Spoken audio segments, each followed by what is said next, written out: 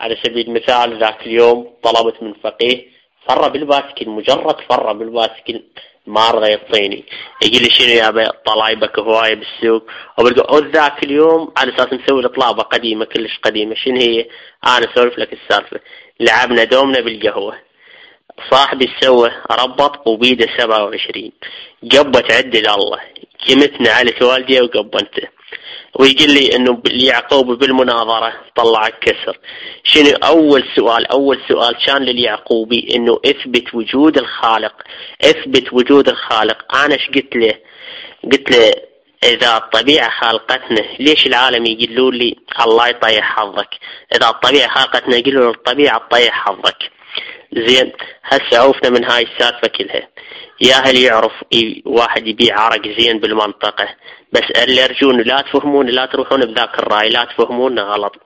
اريد اروح له وانهى عن المنكر، حتى اذا يوميا هم اروح له، واذا اكو بيت بعد مالك حاب قلوا لي حتى اروح لهم، واذا اقتضى الامر ابات لاقناع البنات بالتوبة.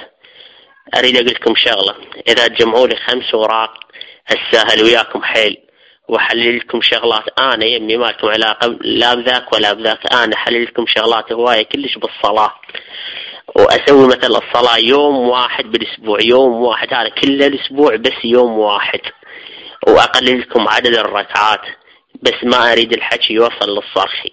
تدري ليش؟ لان يظل يسوي شغلات بس على العناد. قبل فتره جمعوا له ورقه وظلوا يقولون وقفه. اما عن ممارسه الجنس مع الحيوانات فالصرخي أول مرجع حلل الجنس مع الحمير. لماذا؟ لأن بعدين تأكدنا أنه يا جماعة مطينة تشنفلس وحلل هاي الشغلة. من نرجع لها، ممارسة الجنس مع الحمير هي شغلة من تتنوع لها حرام جدا، بس انه راح للحوزة ما اقنعهم، والصراحة ما اقنعهم، بس سواله لعبة منا. انا حكيته قلت له ولك عيب شنو السالفة هاي؟ قال انه اذا واحد مضطر وما ادري شنو هي والاضطرار، واذا تقية يسوي هنق. انا حاكيته والله شخصيا حاكيته. زين انتم ما مصدقيني شنو انا حاكيته؟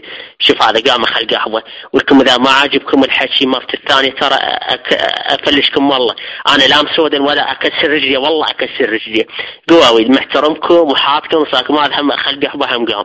والله العظيم بعد اللي يطب للجامعه وما يدفع فلوس اختئنيك مطايش. شنو اللغوه هاي؟ محترمكم صار ساعه ما طرت عليكم، ما عندكم انتم مطمط يلا طلعوا برا. زين لو لا صار ساعة لا تخلوني اظل اتشنفص بالحكي. جيبوا لي واحد